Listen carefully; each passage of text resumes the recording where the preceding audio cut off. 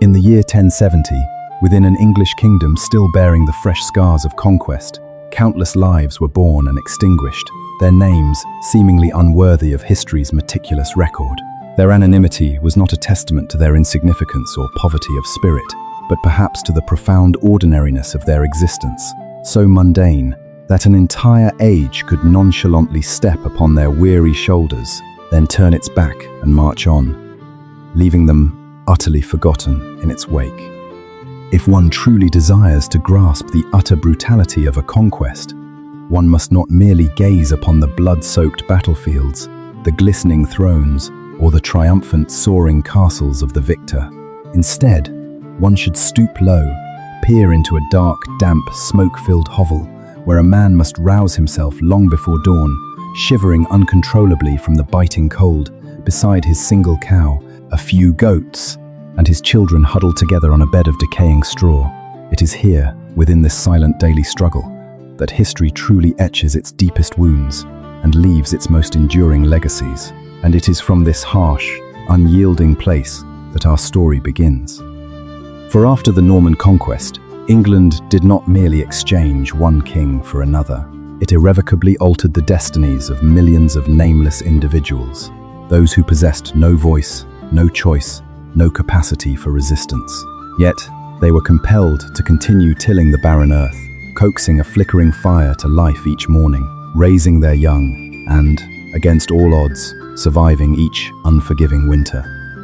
The deeper one delves into the seemingly unremarkable moments of their ordinary lives. The more one realizes that the most terrifying aspect of history resides not in the chilling clash of swords and shields on the battlefield, but in the insidious way that pain and loss become the familiar, daily rhythm of existence. And by the time you reach the end of this narrative, perhaps what will haunt you most will not be the name of some illustrious king, but a profoundly poignant realization. The entire modern world we inhabit has been erected upon the silent, unheralded endurance of people, almost completely erased from history. Our tale will not commence amidst resplendent palaces, nor with powerful thrones, nor even with the carefully chronicled names of kings etched into golden annals. Instead, let us begin at the very lowest stratum of England after the fateful Norman Conquest, within the pitch-black, frigid, smoke-choked dwelling, thick with the smell of livestock, belonging to an anonymous peasant, a man who left behind no diary entries, no painted portraits, no inscribed tombstone to mark his passage through life.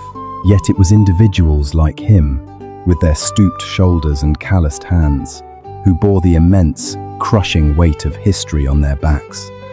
He awoke exceedingly early, long before the first rays of sunlight could tear through the frigid darkness.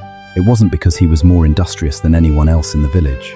Rather, the bone-chilling cold of January simply refused to allow him another moment of rest. The fire from the previous night had long since died down, dwindling to a mere handful of weak, glowing embers, flickering like a final breath in the gloom. The air within the hovel was thick with a heavy composite odor, the musty scent of damp straw, the earthy tang of soil, the pungent aroma of animal dung, and the lingering, acrid smell of old hearth smoke clinging to every crevice of the timber frame. In a far corner, the solitary cow began to stir, its misty breaths condensing and swirling in the grey murk of the room. Two gaunt goats huddled together and against the cow, desperately seeking what little warmth they could find. Somewhere else in the corner, a pig also stirred faintly. His entire family, along with their precious livestock, shared this cramped space, separated only by a low wooden partition, long, warped and cracked, now serving barely any significant purpose of division. His wife stirred gently on the soiled straw bed, pulling the coarse woolen blanket a little higher over the deeply sleeping children, though she did not fully awaken.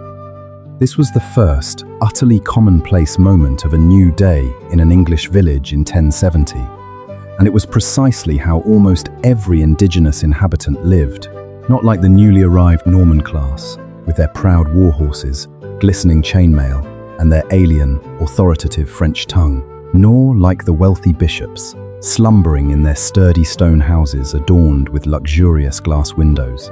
Today, we will speak of those who did not even possess a proper window to welcome the light. The England of 1070 seems to have been all but erased from humanity's collective memory. Not merely because of the vast expanse of time that has passed, but because the very people who inhabited that world left virtually no words, no written traces, for posterity. Their only enduring marks are found in faint, undulating plough furrows, shimmering like faded silver threads that still occasionally surface in a few fortunate fields. They lie hidden within the post holes of long-vanished houses, patiently unearthed only by the dedicated work of archaeology. They exist in fossilized animal bones, in minute-buried pollen grains, in every layer of soil that most modern people simply walk over, never bending down to look, never realizing they are treading upon the foundations of a grand, yet deeply tragic history. This man, if his name were preserved at all, would likely bear a purely Anglo-Saxon name such as Edric, Godwin, or Leofstan, names that once resonated in a long-distant era, but it is far more probable that no one bothered to record it.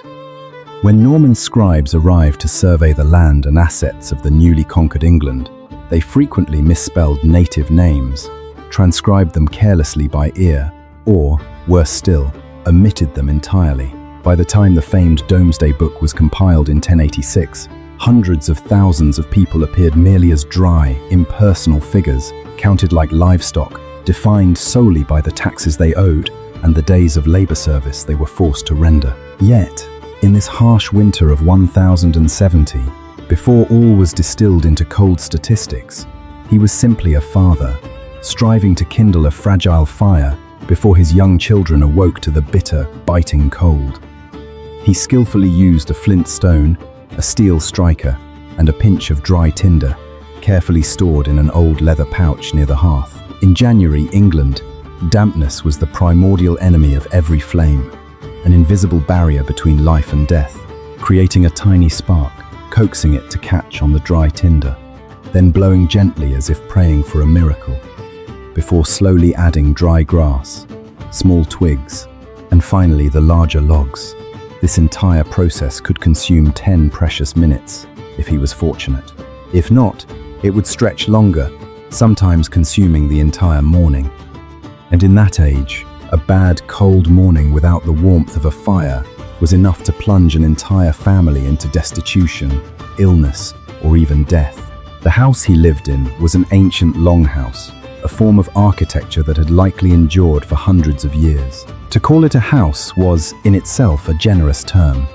In truth, it was merely a simple rectangular structure, constructed from rough wooden posts driven deep into the earth. Its walls were woven from slender branches, then plastered with a mixture of mud, straw, animal dung, and occasionally a touch of lime, if the family was among the rare few who were relatively prosperous. The roof was thatched with straw, reeds, or dried marsh grass. The floor was hard, compacted earth. There was absolutely no glass in the window openings, no built-in fireplace, and no insulation whatsoever. The fire was lit directly on the earthen floor in the center of the dwelling, with smoke escaping through a simple hole in the roof. Any smoke that didn't escape would linger, thick and heavy, in the air above their heads, forming a hazy, eye-stinging mist. If a modern doctor were to examine the lungs of these people, they would likely be struck speechless by the horrifying legacy of a lifetime spent inhaling constant smoke and dust. The house was truly small, perhaps only 6 meters long and 4 meters wide. Within it lived him, his wife, their young children, possibly an elderly relative with nowhere else to go, and all their precious livestock. The animals were not incidental details. They were the very insurance of survival, the fragile boundary between life and death. The warmth radiating from a cow and a few goats in the frigid January air was no small matter. It was life itself. People slept pressed close to them, not out of fondness, but because it was the only way to survive the bitter winter night. They cared for them not out of pure affection, but because losing an animal could mean losing the ability to plough the fields, losing milk, meat, fertilizer, and indeed, losing the entire family's dim future. As the fire began to burn more steadily, the first sounds of the village outside gradually awoke. but do not envision a picturesque cluster of stone cottages like those found in the English countryside today. Stone was prohibitively expensive, a luxury material reserved only for churches and the lord's castles. The villages of that era were simple clusters of wooden houses, springing up organically, their placement determined by generations of cumulative decisions. One house here, another there, following no particular plan. The forge would be situated near a stream for easy water access.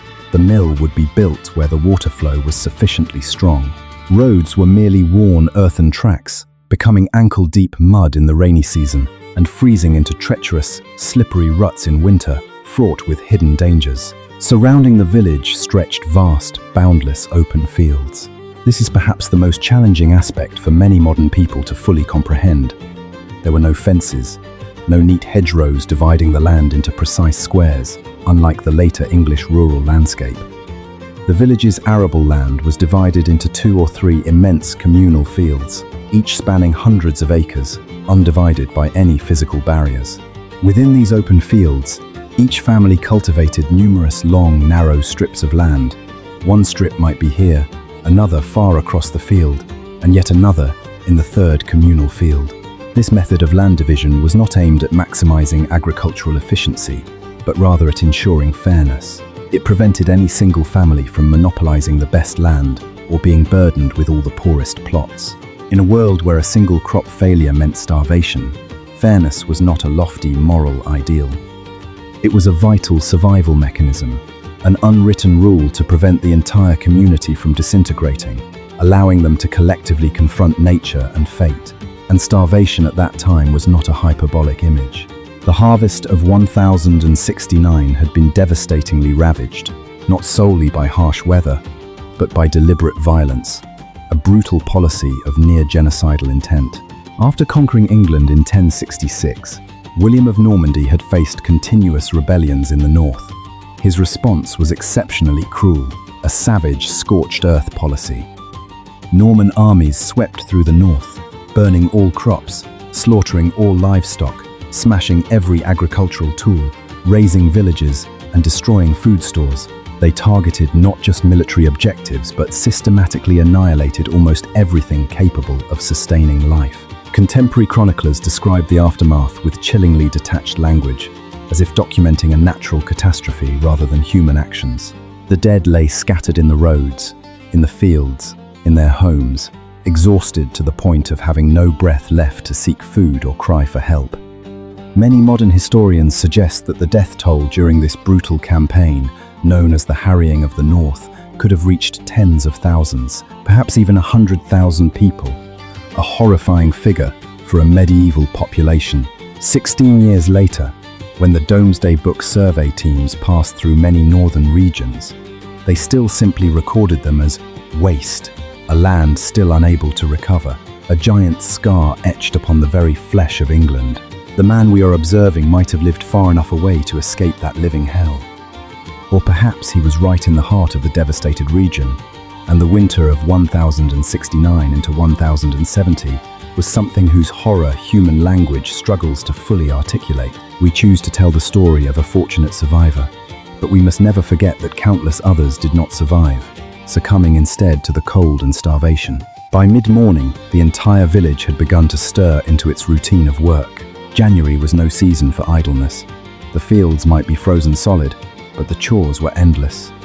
People had to split firewood for storage, mend thatch roofs damaged by storms, repair agricultural tools, tan hides for sewing, weave baskets, spin cloth, care for their children, and tend to their livestock. His wife likely spent the greater part of the morning at her rudimentary loom.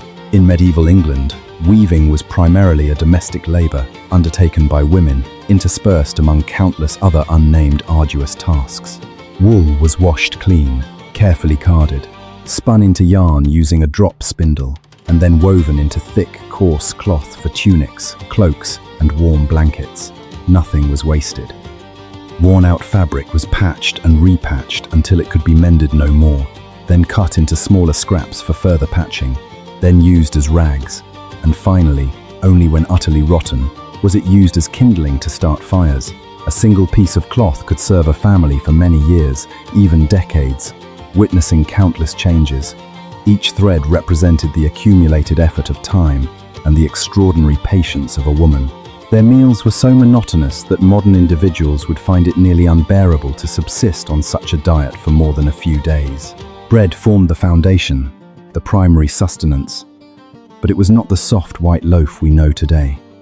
It was a dense, dark bread made from rye, barley, or whatever grain was available and usable. Almost every day featured pottage, a thick, stew-like porridge made from leeks, onions, peas, beans, and root vegetables preserved from the autumn harvest. If a family was slightly better off, the meal might be supplemented with a little smoked pork or salted fish. If times were harder, there was nothing at all but vegetable pottage. Meat was a luxury and also a difficult calculation. Animals could not be slaughtered indiscriminately, as they were far more valuable alive, providing draft power, milk, and eggs. November was typically the season for slaughtering the weaker animals, those unlikely to survive the harsh winter due to insufficient fodder. The meat was then salted and smoked to be consumed gradually over many months. If preserved well, winter brought a precious source of protein. If not, only grains and vegetables remained to sustain life. They drank weak ale daily, not out of romance or convivial habit, but because the local water sources near the village were often severely contaminated, carrying deadly pathogens. Ale was brewed from thoroughly boiled water, had a low alcohol content, and was considerably safer than untreated water. Children, too, drank this weak ale. Women brewed ale at home as an essential part of household management. It was not a recreational beverage. It was the only safe drinking water in a world that utterly lacked sanitation systems or clean water infrastructure. The Lord was an ever-present force. Even when he was not physically present in the village, the entire fabric of village life was meticulously organized by the feudal system, and by 1070, that system was being tightened by the Normans more than ever before, with a chillingly cruel efficiency. As a dependent villager or villein, he was obligated to render a specific number of days of labor service each week on the Lord's demesne land. This was not an offer, but a mandatory, inescapable duty, 2 or 3 days a week during normal times, and potentially as many as 5 or 6 days during the most crucial harvesting seasons. The tragedy lay in the fact that he also had his own fields, his own family, and his own crops awaiting his attention. Yet, precisely during the most critical days, when the weather was perfect, when even a slight delay could mean the loss of an entire harvest, he could be called away to work on another's land. If his own fields suffered as a result, that was his personal problem, not the Lord's. In addition to labor service, there were taxes in kind, fees for using the Lord's mill, fees for using the communal oven, road tolls, marriage fees, and inheritance taxes upon the death of a family member. In principle, the Lord held the right to interfere with his labor, his produce, and even the most private milestones of his life. And despite being utterly oppressed, the indigenous people were not passively resigned in their innocence. There was resistance, there were rebellions, both major uprisings recorded in historical annals, and countless smaller acts of defiance that history has not named. But to fight against a system that controlled land, the courts, and brutal force was a desperate, almost hopeless endeavor. As Norman motte and bailey castles of earth and timber sprang up everywhere with astonishing speed, stark symbols of crude and unshakable power, everyone understood that the balance of power had shifted irrevocably. The church formed the other axis, the spiritual anchor of village life. For the villagers of 1070, religion was not merely a Sunday affair. It permeated every season, every meal, every wedding, every death, every baptism, the days of fasting, and the days of feasting.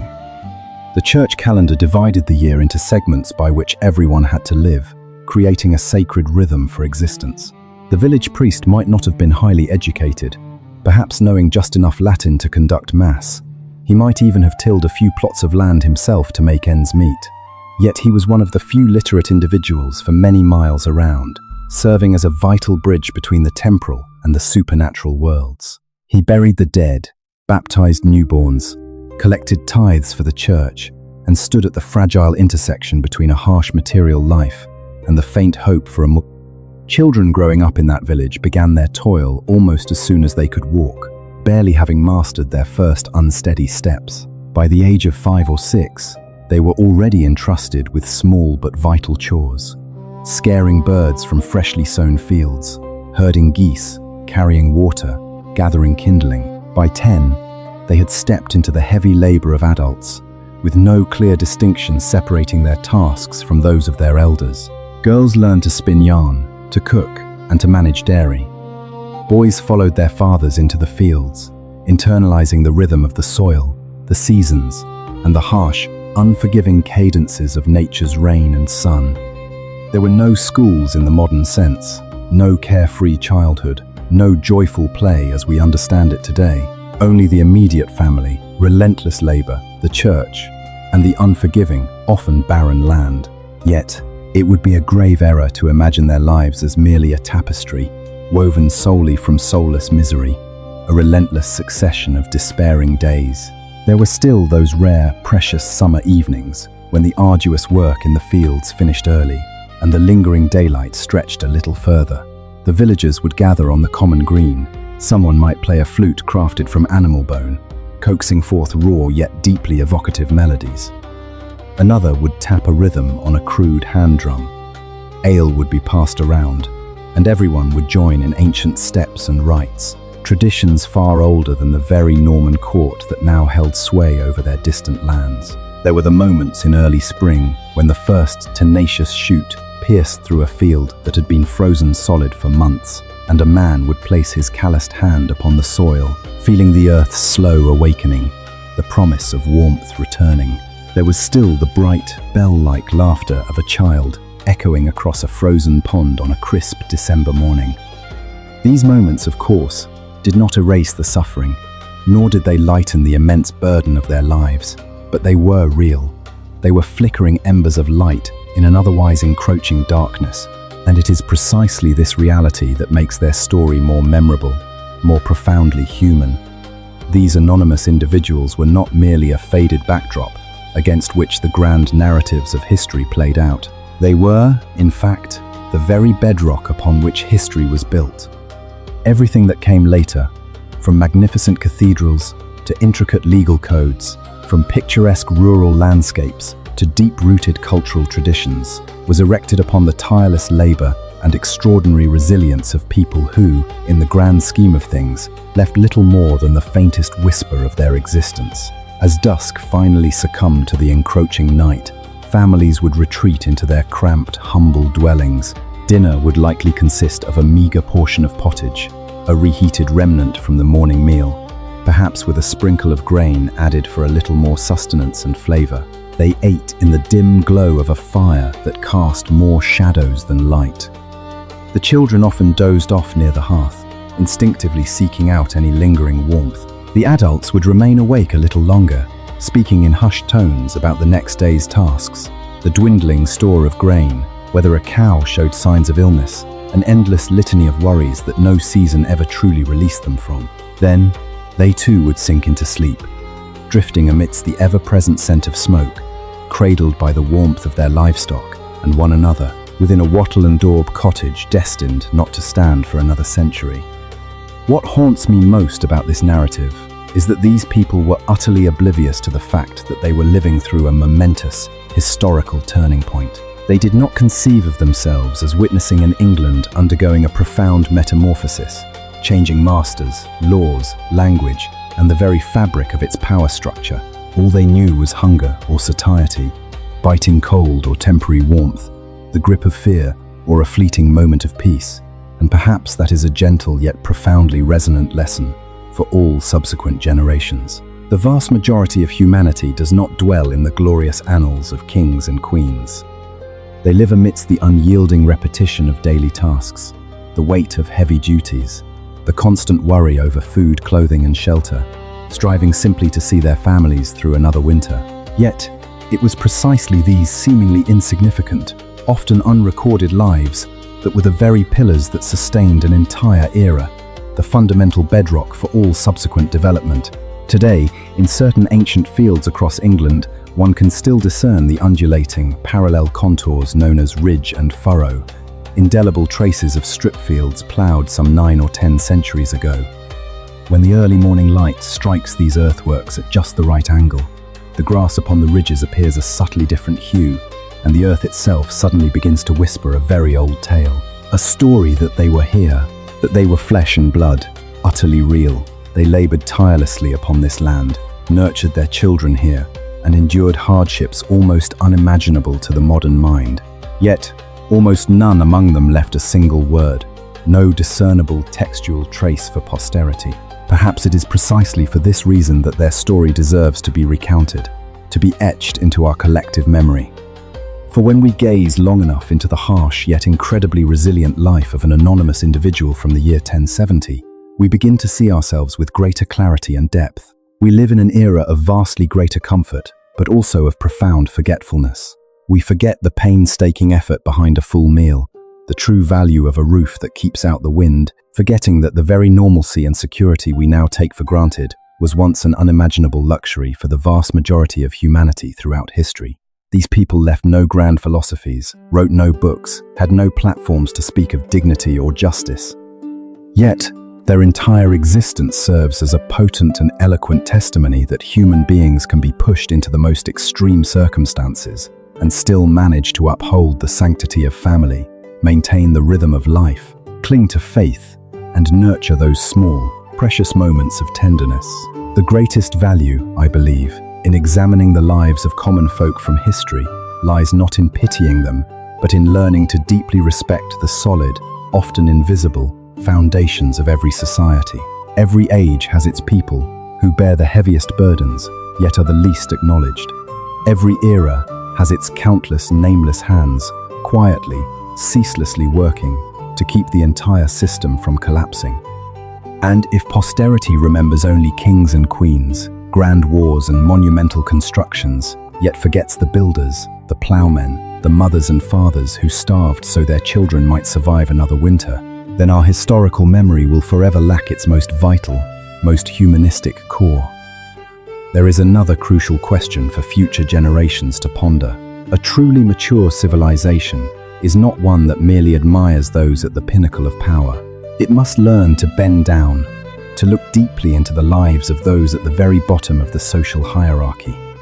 For it is there that the true essence of human resilience, the authentic cost of social order, and the fundamental nature of power become most starkly visible. The Norman Conquest did not merely redraw England's map of power on parchment.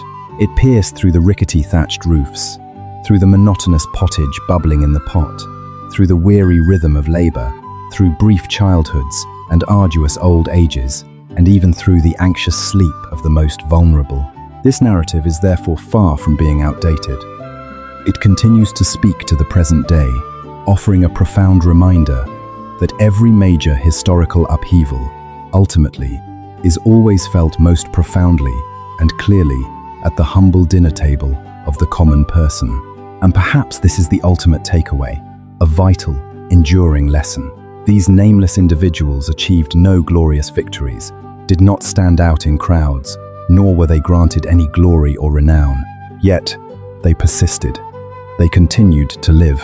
They diligently lit their fires, sowed the fragile seeds of hope, mended their worn-out garments, cradled their infants, buried their departed loved ones, rose again the next morning, and simply carried on. There is an immense, quiet dignity in that very act of continuing, silent yet colossal.